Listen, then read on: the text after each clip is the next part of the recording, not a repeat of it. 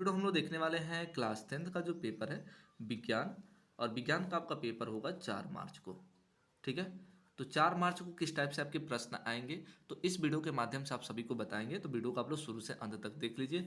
इससे पहले मैंने मैथ का पेपर अपलोड कई को कर दिया, तो आप लोग नहीं देखे हैं तो जाके आप लोग वीडियो को देख लीजिए। 100% बता रहे हैं, उसी में से सारे क्वेश्चन आपको बोर्ड एग्जाम में देखने के लिए मिलेंगे।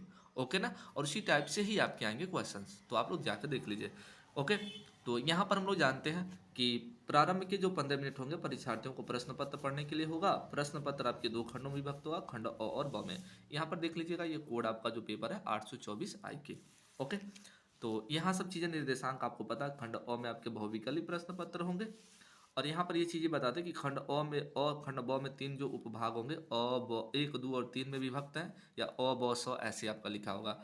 उपभाग 1 में आपका होगा जो भौतिक विज्ञान के क्वेश्चन, 2 में आपका रसायन विज्ञान, 3 वाले में आपका क्या होगा जीव विज्ञान के क्वेश्चन। ठीक है। तो चलिए हम लोग खंड अ क्या करते हैं, स्टार्ट करते हैं। ओके। तो देखिएगा खंड अ में क्या क्वेश्चन कह रहा है। पहला क्वेश्चन आपका कह रहा है कि अवतल दर्पण के सम्मुख ध्रुव और फोकस के बीच स्थित वस्तु का जो प्रतिबिंब बनता है वो कैसा बनता है। तो सबसे पहले हम लोग जानते हैं ना कि अवतल दर्पण में जो आपका वस्तु का जो प्रतिबिंब होता है, याद रख लीजिएगा, आपको ट्रिक से बता रहे हैं, सीधा होता है और आभासी, ये दो चीजें आपके क्या होते हैं, फिक्स होते हैं। ठीक है ना। और अवतल दर्पण में जितने भी आपके प्रतिबिंब बनता है ना वो बड़ा दिखाई देता है। अवतल का मतलब होता है बड़ा, उत्तल का मतलब होता है छोटा। ठीक है ना। आया समझ में। तो अवतल दर्पण में जितना भी प्रतिबिंब बनता है सीधा, आभासी और क्या बनता है, बड़ा बनता है। तो ऑप्शन नंबर बी क्या हो जाएगा, करेक्ट हो जाएगा। क्लियर। नेक्स्ट क्वेश्चन हम लोग देखते हैं।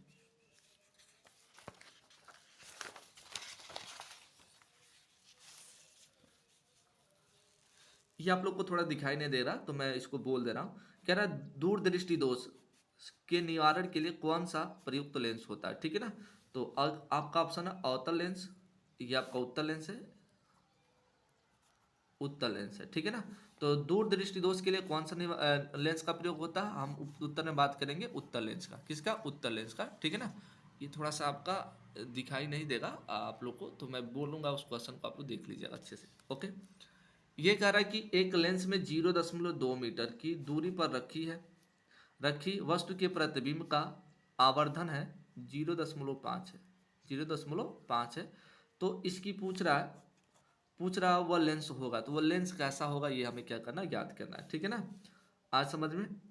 तो इसका लेंस जो आपका होता है, ध्यान से देखिएगा, 0.2 मीटर फोकस दूरी का होता लेंस होगा। ठीक है। इसको सॉल्यूशन करेंगे तो मिल जाएगा। तो इसको फिलहाल अभी देख लीजिए। तो एक दो क्वेश्चन बस आपका थोड़ा सा यही यही है, बाकी सब सही है। ओके ना। कह रहे जब श्वेत प्रकाश कांच के प्रिज्म से गुजरता है तो प्रिज्म के आधार की ओर अधिकतम झुकी हुई प्रकाश किरण कौन सा रंग का होता है। ठीक है ना। तो कौन सा रंग का आपका होता है, ध्यान से देखिएगा। जब कोई प्रकाश प्रिज्म ऐसे होता हम लोग जानते हैं, जब कोई श्वेत प्रकाश प्रिज्म होता है, गुजरता है, ठीक है ना, तो ऐसे अपने 7 अवयवी रंगों में क्या होता, विभक्त होता है। ठीक है ना। तो सबसे जो नीचे झुकी हुई होती है, देखिएगा कौन सा झुकी होती है, यहाँ पर हमें पता VIBGYOR ऐसे होता है ना। तो जो सबसे नीचे झुकी हुई कौन सा होता है, भी होता, मतलब आपका भी होता, वायलेट होता, बैगनी रंग होता। कौन सा रंग होता, बैगनी रंग। ओके। फिर यही आपका है, बाकी सब सही। उसके बाद कह रहा R1 और R2 प्रतिरोध को दो समांतर क्रम में जोड़े गए तो इसका तुल्य प्रतिरोध क्या होगा। तो समांतर क्रम का फार्मूला हम लोग जानते हैं, 1/R बराबर क्या होता है, 1/R1 प्लस 1 बट्टा क्या होता है, R2 होता है। ठीक है। 1/R1 plus 1/R2। तो R1 यहाँ इसमें इसका गुणा कर लेंगे तो R2 प्लस इसका इसमें गुणा होगा तो R1 हो जाएगा, बट्टा नीचे क्या हो जाएगा, R1 इंटू क्या होता, R2 होता। तो ये देखते हैं किस ऑप्शन में आपका है। तो ऑप्शन नंबर आपका किस में है, ध्यान से देखिएगा।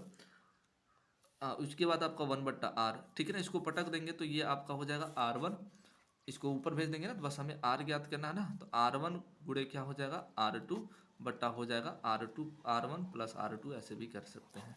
तो ऑप्शन में किस, तो तीसरा ऑप्शन क्या हो जाएगा, इसका सही हो जाएगा। ठीक है। ये आपका है R1 गुणे R2 बट्टा R1 प्लस R2। ठीक है।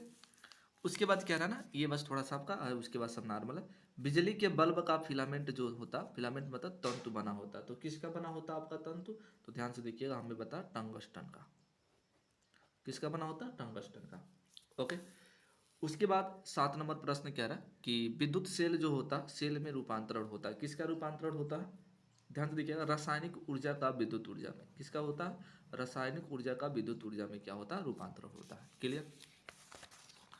उसके बाद यहाँ पर देखिएगा 8 नंबर प्रश्न क्या कहा जा रहा है, कि रासायनिक अभिक्रिया आपका है इतना इतना और इतना इतना दिया है, तो पूछ रहा है वाई में, मतलब इसके वाई के जगह पे क्या आएगा यही बताना। देखिएगा एफ से एफ कट गया, Cl2 से Cl2 दो कट गया, हाइड्रोजन से हाइड्रोजन, H2O से H2O, तो यहाँ पर बचेगा क्या, ध्यान से देखिएगा। यहाँ पर आपका सल्फर देखिएगा, सल्फर यहाँ पर है, इधर कहीं नहीं है तो सल्फर हो जाएगा। यहाँ ऑक्सीजन 4 गो है, यहाँ पर ऑक्सीजन आपको 2 ही दिखाए तो O2 बच जाएगा, तो SO2, तो SO2 हमारा बच जाएगा, यही हमारे क्या हो जाएगा आंसर हो जाएगा। कह रहा है निम्नलिखित में से कौन सा अम्लीय लवण है, अम्लीय लवण पूछ रहा है, तो अम्लीय लवण बताना आपको। तो देखिएगा, तो अम्लीय लवण आपका हो जाएगा NaHSO4 होता है, ठीक है। काफी बार बोर्ड एग्जाम में आपका पूछा गया है। पूछ रहा मैट में मुख्यतः होता है, तो मैट में मुख्यतः क्या होता है, ध्यान से देखिएगा, ये भी काफी बार बोर्ड एग्जाम में आपका क्या किया गया, पूछ लिया गया है, Cu2S और FeS होता है, ठीक है ना। ओके, कह रहा है निम्नलिखित रासायनिक समीकरण को क्या करिए, पूरा करिए। तो यहाँ पर देखिएगा, यहाँ पर देखिएगा PCl5 आपको दिखाई दे रहा, यहाँ पर किसके साथ अभिक्रिया किया गया, तो ये सब चीजें आपका क्या हुआ, बना है, ठीक है ना। तो देखिएगा अब हम लोग क्या करेंगे, एथेनोइक अम्ल का जब अभिक्रिया हम लोग क्या करेंगे, एथेनोइक अम्ल का अभिक्रिया कराएंगे, तो ये इस प्रकार से आपका क्या होगा, अभिक्रिया आपका बनेगा, ठीक है। तो बी वाला ऑप्शन क्या हो जाएगा, करेक्ट हो जाएगा। उसके बाद यहाँ पर पूछ रहा है उभयधर्मी ऑक्साइड कौन सा होता है, उभयधर्मी ऑक्साइड आपका कौन सा है, तो देखिएगा Al2O3 जो होता है आपका, Al2O3 जो होता है आपका उभयधर्मी ऑक्साइड होता है, ठीक है। प्रोपेन का पूछ रहा रासायनिक सूत्र कौन सा है, इसे प्रोपेन, हमें प्रोप का मतलब होता है C3, तो C3 देखते हैं इसमें है नहीं है, इसमें है, तो अभी देख लेते हैं इसमें है, इसमें भी नहीं है, इसमें भी नहीं है, तो प्रोप आपका किस में मिल रहा है, इसमें मिल रहा है, तो 2 गुना से 2 अधिक होता है कार्बन के, तो 2 गुना से 2 अधिक भी है, ठीक है ना। तो बी वाला ऑप्शन क्या हो जाएगा, करेक्ट हो जाएगा। प्रोप का मतलब होता है 3 कार्बन, ठीक है। उसके बाद हम लोग देखते हैं नेक्स्ट क्वेश्चन। अब यहाँ से स्टार्ट हो रहा आपका उपभाग 3 आपके बायोलॉजी के क्वेश्चन। तो यहाँ पर पहला प्रश्न आपका है कि हाइड्रा में जो प्रजनन होता है वो किसके द्वारा होता है, तो देखिएगा हाइड्रा में जो प्रजनन आपका होता है वो मुकुलन के द्वारा होता है, क्लियर। जिन लोग दोस्त चैनल पर पहली बार है ना, सब्सक्राइब कर लेना, आपको सभी विषय का वीडियो बताया जाएगा, वीडियो में बनाकर बताया जाएगा, ओके ना। उसके बाद कह रहा पाइरूवेट में के विखंडन की प्रक्रिया संपन्न होती है, तो किस में संपन्न होती है, तो ध्यान से देखिएगा, इसका जो राइट आपका आंसर हो जाएगा माइटोकॉन्ड्रिया में, किस में होती है, माइटोकॉन्ड्रिया में होती है। फिर पूछ रहा है मनुष्य के वृक्क किस तंत्र से संबंधित होता है, तो जो मनुष्य का जो वृक्क होता है ना वो किससे संबंधित होता है, ये पूछ रहा है, पोषण से, श्वसन से, उत्सर्जन से या परिवहन से, तो आप लोग पढ़े होंगे उत्सर्जन, उत्सर्जन चैप्टर पढ़े होंगे, तो उत्सर्जन से क्या होता है, संबंधित होता है, ठीक है ना। मेंडल ने प्रारंभिक शिक्षा कहाँ से प्राप्त की थी, ठीक है ना, तो मेंडल के बारे में पूरा पूछा जाएगा, तो मेंडल ने कितने नियम प्रतिपादित किए थे, किस पौधे पर प्रयोग किया था, तो आपको पता होगा मटर के पौधे पर, ठीक है ना। तो कहाँ पर किए थे, प्रारंभिक शिक्षा कहाँ पर हुआ था, गुरुकुल में या मंदिर में या स्कूल में या गिरजाघर में, तो देखिएगा 17 का जो आपका राइट आंसर हो जाएगा डी वाला करेक्ट हो जाएगा, गिरजाघर में, ठीक है ना, क्लियर। उसके बाद कह रहा मादा जनन तंत्र किस भाग में लूप स्थापित किया जाता है, ठीक है ना, जो लूप होता है वो कहाँ पर स्थापित होता है, ठीक है ना, तो देखिएगा वो गर्भाशय में होता है, कहाँ पर होता है, गर्भाशय में होता है। नेक्स्ट क्वेश्चन आपका है निम्न में से कौन सा अंग पौधों में नर जननांग का प्रतिनिधित्व करता है, नर जननांग का क्या करता, प्रतिनिधित्व करता, मतलब नर जननांग का भाग है, कौन सा है, पौधों में जायांग होता है, पुंकेसर होता है, वर्तिकाग्र होता है या अंडाशय होता है, तो देखिएगा हम लोग जो होता है ना इसको हम लोग पुंकेसर क्या होता है, इसमें निर्माण होता है नर जनन तंत्र, ये जायांग, वर्तिकाग्र और अंडाशय जो होता है ये स्त्री का भाग होता है, ठीक है ना। पुंकेसर जो होता है, पुंकेसर में और क्या पाया जाता है, आपका बाह्य दलपुंज होता है, ये पुंकेसर का ही भाग होता है, ठीक है ना। दलपुंज ये भी पुंकेसर का ही भाग होता है, तो ये सब चीज़ें आपको पता होना चाहिए, ओके, याद कर लीजिएगा। फिर कह रहा है निम्न में से कौन सा या से पर्यावरण मित्र व्यवहार कहलाता है या कहलाते हैं या है, ठीक है। कह रहा बाजार जाते समय खरीदे गए सामान को रखने के लिए कपड़े के थैले ले जाना चाहिए, अनावश्यक ऊर्जा खर्च बचाने के लिए लाइटों तथा पंखों का स्विच बंद करना, ठीक है, वाहन के बजाय विद्यालय तक पैदल जाना या उपयुक्त सभी, तो देखिएगा 20 वाला जो आपका हो जाएगा उपयुक्त सभी हो जाएगा करेक्ट आंसर, ओके ना। तो ये काफ़ी आपका इंपॉर्टेंट था। और नेक्स्ट क्वेश्चन देखते हैं, उसके बाद हम लोग वर्णात्मक प्रश्न को, ओके। तो वर्णात्मक प्रश्न में पहला प्रश्न क्या कह रहा है इसको हम लोग देखते हैं। खंड ब आपका स्टार्ट होगा, उपभागिक मतलब आपके फिजिक्स के सारे क्वेश्चन होंगे, ओके, क्लियर। तो इसको हम लोग क्या करते हैं, सॉल्यूशन करते हैं, अच्छे से देखिएगा पूरे सॉल्यूशन को बताया जाएगा। तो यहाँ पर पहला आपका प्रश्न क्या रहा ना कि 10 सेमी फोकस दूरी वाले अवतल दर्पण से कितनी दूरी पर एक वस्तु रखी जाए ताकि उसका 5 गुना बड़ा वास्तविक प्रतिबिंब बने, 5 गुना बड़ा प्रतिबिंब बने, जबकि प्रतिबिंब वास्तविक हो, प्रतिबिंब की स्थिति भी क्या करना आपको ज्ञात करना है। ठीक है, तो चलिए हम लोग याद कर लेते हैं। तो यहाँ पर देखिएगा दिया है अवतल दर्पण की फोकस दूरी, जो दिया चीजें हम लोग लिख लेते हैं। क्या दिया है? अवतल दर्पण की फोकस दूरी दे रखा है, फोकस दूरी दे रखा है। तो फोकस दूरी को एफ से दर्शाते हैं। अवतल में चीजें होता माइनस, ये हो गया 10 सेमी, ताकि उसका आवर्धन 5 गुना बने। तो आवर्धन आपका दे रखा है, यहाँ पर देखिएगा आवर्धन आपका दे रखा है। आवर्धन कितना दे रखा है आपका? m 5 गुना, तो माइनस का ये 5 गुना हो जाएगा। ठीक है ना। अब आवर्धन का सूत्र जानते हैं, m बराबर होता माइनस भी बट्टा यू होता है। ओके, m का मान हो गया -5, ये होगा माइनस भी और ये हो जाता u। ठीक है, तो माइनस से माइनस कट जाएगा तो v हो जाएगा, और इसका इसमें गुणा हो जाएगा तो 5u हो जाएगा। तो v का जो मान मिलेगा 5u। अब उसके बाद क्या रहा ना, हमें क्या ज्ञात करना, जबकि प्रतिबिंब वास्तविक हो बने, प्रतिबिंब की स्थिति भी ज्ञात करना। तो चलिए हम लोग याद कर लेते हैं दर्पण के सूत्र से। अब हम लोग क्या लिखेंगे? दर्पण के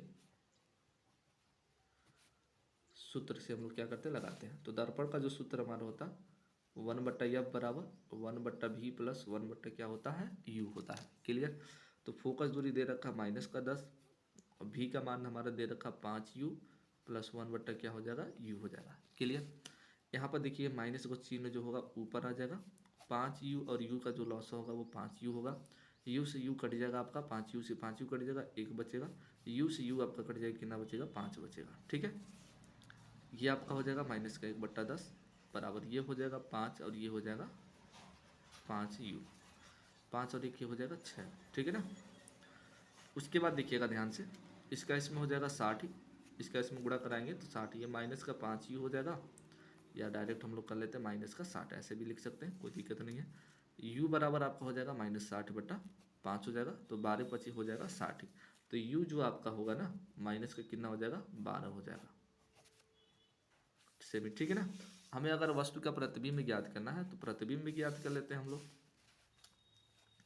वस्तु का जो प्रतिबिंब होगा, वस्तु का जो प्रतिबिंब होगा हमारा v बराबर 5u दे रखा है, तो v बराबर 5 हो जाएगा गुणे माइनस का 12, 12×5 हो जाएगा 60।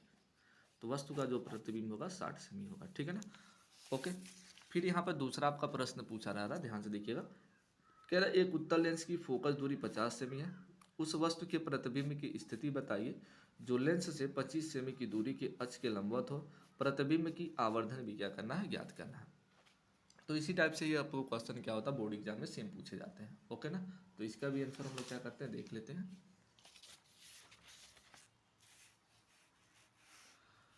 देखिए, कह रहा है उत्तल लेंस की फोकस दूरी दे रखा। तो सबसे पहले जब भी सवाल लगाते हैं तो लिखते हैं दिया है उत्तल लेंस की फोकस दूरी, उत्तल लेंस की फोकस दूरी, फोकस दूरी। तो फोकस दूरी को एफ से दर्शाते हैं, एफ बराबर आपका हो गया 50 सेमी। ठीक है। उस वस्तु का प्रतिबिंब स्थिति बताया जो लेंस से 25 सेमी की दूरी पर है। वस्तु की दूरी दे रखा, वस्तु की दूरी को u से दर्शाते हैं। u बराबर हम u हमेशा माइनस में होता है, और ये हो गया आपका 25 सेमी। क्लियर। वस्तु का प्रतिबिंब आपको याद करना है, तो हम लोग लिख लेंगे वस्तु का प्रतिबिंब, प्रतिबिंब को v से दर्शाते हैं, क्वेश्चन मार्क हो गया। ओके ना। तो ध्यान से देखिएगा, प्रतिबिंब आपका v हो गया क्वेश्चन मार्क। तो हम लोग कौन सा, ये दर्पण ही था ना, ये आपका लेंस था। ठीक है ना। लेंस का फार्मूले से हम लोग क्या करेंगे, लगाएंगे, लिखेंगे लेंस के सूत्र से। तो लेंस के सूत्र से, लेंस का सूत्र क्या होता है उसको देखते हैं।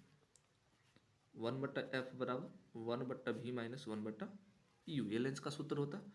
फोकस दूरी दे रखा आपका 50 का, और वस्तु का प्रतिबिंब हमें ज्ञात करना है। u का जो मान दे रखा माइनस का 25 दे रखा, माइनस माइनस क्या हो जाएगा, प्लस हो जाएगा,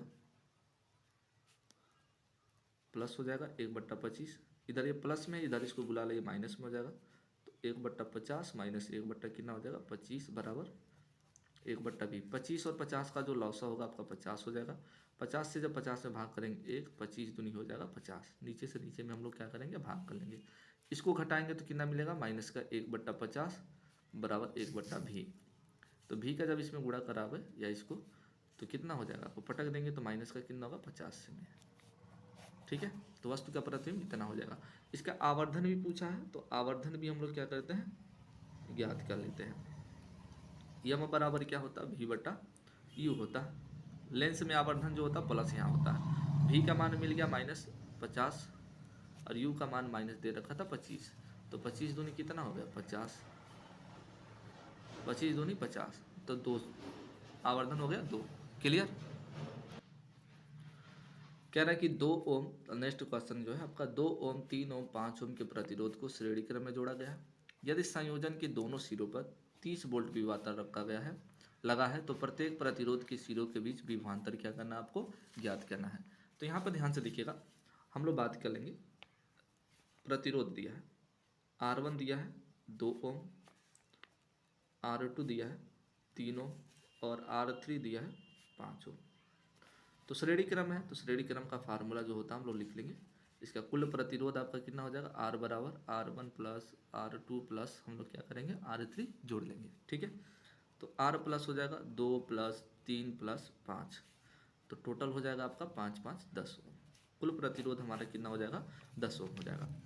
कह रहा यदि संयोजन के दोनों सिरों पर 30 वोल्ट का विभवांतर लगा हो, तो प्रत्येक प्रतिरोध के सिरों के बीच क्या करिए, विभवांतर ज्ञात करिए। तो प्रत्येक सिरों के बीच विभवांतर ज्ञात करना है। तो सबसे पहले हमें विभवांतर V बराबर क्या होता है, I/R होता है। हमें धारा ज्ञात करना पड़ेगा। क्या ज्ञात करना पड़ेगा, धारा। तो धारा I बराबर जो होता है V अपान क्या होता है, R होता है। ठीक है ना, क्लियर। तो I हो गया। विभवांतर अभी यहाँ पर फिलहाल कितना दे रखा, देख सकते हैं आप लोग 30 वोल्ट दे रखा। और कुल प्रतिरोध हमारा कितना दे रखा, 10 निकला। तो 10 दिया कितना हो गया 30, तो 3 एम्पियर। ए का मतलब होता है एम्पियर। धारा हमारा कितना हो गया 3 एम्पियर हो गया। ओके, प्रत्येक प्रतिरोध पर विभवांतर पूछा, तो पहले प्रतिरोध मतलब 2 ओम के प्रतिरोध पर विभवांतर कितना होगा, V बराबर क्या होता है I/R1 हो जाएगा। तो V हो जाएगा, I का मान हमारा निकल गया 3 और R1 का जो मान कितना वोल्ट था आपका 2 वोल्ट था, 2 हो जाएगा। 3 दूनी 6 वोल्ट। ओके, अभी जोड़ लेंगे पता चल जाएगा कुल 30 आ रहा है कि नहीं। V बराबर क्या निकालेंगे हम लोग, I/R2 निकालेंगे। तो V बराबर हो जाएगा, I का मान है 3 और R2 का मान जो है 3 दे रखा है। ठीक है, 3 तरीका हो जाएगा 9 वोल्ट। ठीक है, तीसरा आपका कितना दे रखा था 15 दे रखा था। ठीक है ना, 5 दे रखा था। तो आपका V बराबर क्या हो जाएगा, I/R3 हो जाएगा। तो 3 गुणे कितना हो जाएगा 5, 5 3 हो जाएगा 15 वोल्ट। ठीक है ना, तो 15 वोल्ट, 9 वोल्ट और 6 वोल्ट, टोटल कितना हो गया 30 वोल्ट हो गया आपका। ठीक है ना, तो इस प्रकार से हम लोग क्या कर लेंगे, इनके सिरों के बीच विभवांतर ज्ञात कर लेंगे। ठीक है, क्लियर। नहीं समझ में आया तो वीडियो को आप लोग थोड़ा सा पीछे करके आप लोग क्या कर सकते हैं, देख सकते हैं। ओके, नेक्स्ट क्वेश्चन हम लोग देख सकते हैं। कह रहा प्रश्न क्या पूछा कि घरेलू विद्युत वितरण परिपथ में प्रयुक्त निम्नलिखित तारों की कार्य प्रणाली का क्या करिए, आवरण या विद्युत रोधन के रंग लिखिए। जीवित के लिए वो इतना इतना। ठीक है, अथवा में करके दिया, आप इसको भी कर सकता है। फ्लेमिंग के बाएं हाथ का नियम लिखिए, फिर दाहिने हाथ के अंगूठे का नियम लिखिए। यह किन भौतिक राशियों की दिशा को याद करने के लिए प्रयुक्त है, इसको आप लोग कर सकते हैं। ठीक है, उसके बाद उपभाग 2 है। उपभाग 2 में कह रहा है कि निम्नलिखित अभिक्रियाओं के लिए संतुलित रासायनिक समीकरण लिखिए। ठीक है ना, तो संतुलित रासायनिक समीकरण को क्या करते हैं हम लोग, लिखते हैं। ओके, तो देखिएगा किस प्रकार से लिखा जाएगा संतुलित रासायनिक समीकरण को। ये आपका इंपॉर्टेंट होता है, बोर्ड पेपर में कई बार पूछा जाता है। ओके ना, तो यहाँ पर पहला कह रहा है कि लेड नाइट्रेट को जब गर्म करते हैं तो क्या बनता है। तो लेड नाइट्रेट का होता है पीबी से होता है। लेड नाइट्रेट का जो सूत्र होता है NO3 होता है। इसकी संयोजकता 2 होती है, तो इसके पैर में क्या हो जाएगा 2 हो जाएगा। ठीक है, उसके बाद कह रहा है जब इसको क्या किया जाता है, गर्म किया जाता है। तो यहाँ पर हमने क्या किया, गर्म का चिन्ह लगा दिया।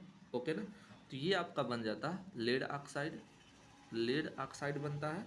और आपका क्या होता है, नाइट्रेट का बनता है। और इसमें से ऑक्सीजन गैस क्या होती है, निकलती है। ठीक है, इसको बैलेंसेस करना है, तो यहाँ पर हम लोग क्या लगा लेंगे, 2 लगा लेंगे। और यहाँ पर नाइट्रेट कितना है, ऑक्सीजन 6 हो गया, 2 2 4 और 2 6 हो गया ऑक्सीजन।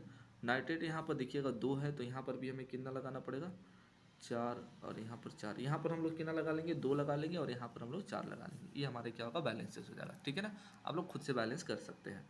दूसरा देखिएगा कह रहा है एथनोइक अम्ल की सोडियम कार्बोनेट से क्या किया जाता है, अभिक्रिया किया जाता है। तो एथनोइक अम्ल का जो सूत्र होता है हम लोग जानते हैं CH3COOH होता है, CH3COOH। ये एथनोइक अम्ल का क्या हो गया, सूत्र हो गया। कह रहा है सोडियम कार्बोनेट, Na से सोडियम होगा, CO3 से कार्बोनेट। इसकी संयोजकता 2 होती है, इसकी संयोजकता 1, तो इसमें 2 लग जाएगा, ठीक है ना, क्योंकि इसकी संयोजकता इसके पास, इसकी संयोजकता इसके पास जाता है, ठीक है ना। उसके बाद हमारा जो बनता है ना, क्या बनता है, सोडियम एसीटेट बनता है। क्या बनता है, सोडियम एसीटेट, CH3COONA, ये सोडियम हो गया। सोडियम एसीटेट का निर्माण होता है, और इसमें हम लोग क्या निकलता है, CO2 प्लस H2O क्या होता है, मुक्त होता है, ठीक है ना। CO2 प्लस H2O क्या होता है, मुक्त होता है। क्लियर, इसको आप लोग देख लीजिएगा एक बार। उसके बाद यहाँ पर क्या रहा, जिंक की सिल्वर नाइट्रेट से अभिक्रिया कराई जाती है, तो क्या बनता है। ओके, तो जिंक यहाँ पर बनाते हैं अभिक्रिया, तो जिंक हो गया, क्या हो गया, जिंक। और उसके बाद क्या रहा, सिल्वर नाइट्रेट का जो सूत्र हो गया AgNO3 हो गया। ओके, AgNO3, दोनों की संयोजकता एक एक होती है, एक हो जाएगा। उसके बाद क्या कर रहा है, जब कराया जाता है तो क्या बनेगा, जिंक नाइट्रेट बन जाएगा, जिंक नाइट्रेट NO3। इसकी संयोजकता 2 होती है, तो इसके पास 2 होगा, तो होल 12 बन जाएगा, ठीक है। प्लस क्या हो जाएगा, Ag आपका हो जाएगा। यहाँ पर नाइट्रेट 2 है, यहाँ पर 2 करना पड़ेगा, NO3 आपका 2 आपका Ag हो गया, यहाँ पर भी 2 लगाना पड़ेगा, ठीक है। अब ये आपका क्या हो जाएगा, बैलेंसेज हो जाएगा। ओके, तो इस प्रकार से क्रिया होगी। उसके बाद हमारा क्या रहा, इस वाले को बनाते चौथा को, कह रहा है सोडियम सल्फेट, तो सोडियम सल्फेट NaSO4, तो इसकी संयोजकता 2 होती है, तो इसके पैर में आ जाएगा, ठीक है, सोडियम सल्फेट। उसके बाद कह रहा है बेरियम क्लोराइड BaCl, इसकी संयोजकता 2 होती है बेरियम की, तो इसके पैर में 2 हो जाएगा, ठीक है। अभिक्रिया करा जाए तो क्या बनता है आपका, सबको पता है बेरियम सल्फेट बनता है, दोनों की संयोजकता 2 होती है, कट जाएगी, ठीक है ना। प्लस उसके बाद क्या हो जाएगा NaCl, क्या होगा NaCl। यहाँ पर देखिएगा क्लोरीन 2 है, यहाँ पर सोडियम 2 है, तो यहाँ पर 2 लग जाएगा, तो ये बैलेंसेज आपका हो जाएगा। क्लियर। उसके बाद क्या रहा कि निम्नलिखित पर संक्षिप्त टिप्पणी लिखिए। सजाती श्रेणी कार्बन की सर्वोत्मुखी प्रक्रिया पे, ठीक है। उसके बाद ध्यान से देखिएगा क्या पूछा गया।